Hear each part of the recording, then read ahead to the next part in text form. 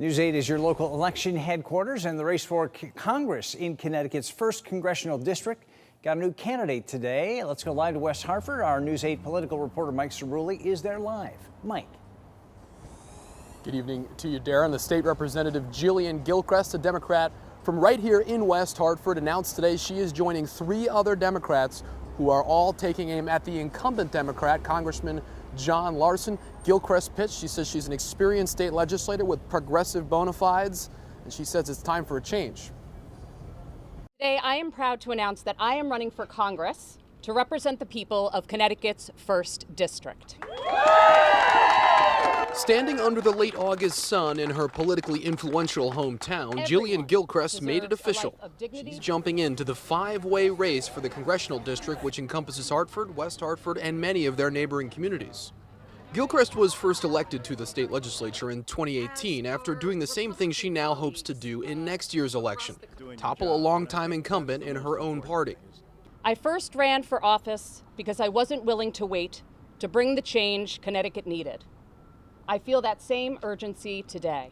In her 6 years in the legislature, Gilchrest has identified firmly with the progressive wing of her party, that is, Democrats who generally fall further to the left on the ideological spectrum, supporting policies like paid family and medical leave and expansions of the state's Medicaid program. In Congress, she said she'd continue to wage those fights. Folks are struggling.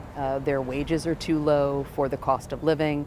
Healthcare costs are astronomical, and we're seeing the wealthy just doing better and better, and the everyday person falling farther and farther behind. Congressman Larson has served in Washington since 1999. He also touts progressive bona fides on issues like Social Security expansion, and he offered a brief, mostly neutral response to his new opponent, saying, "It's a democracy. We welcome anyone who wants to run.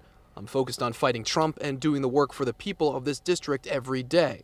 Former Hartford Mayor Luke Bronin is also challenging Larson. His campaign said Gilchrest's announcement echoes his own theory of the case, writing, "The fact that new candidates are testing the waters against John Larson reinforces the point that Luke's been making, which is that there's a deep desire for change in the Democratic Party, and everyone can feel it." On that point, there appears to be at least some common ground between Bronin and the race's newest contender. We need new voices in Washington. What we've been doing is obviously not working, and so we need to elect new people. So now with 5 Democrats in this race, it's going to be very interesting to see how they flesh out the actual policy differences between themselves. We've seen this issue of generational change be invoked in this race, but on those actual policies, we've got more than a year for these candidates to flesh out their differences as they work to lock up support around this district and critically raise the money necessary to wage what is going to be a pretty competitive fight. Reporting live in West Hartford tonight, Mike Cerulli, News 8.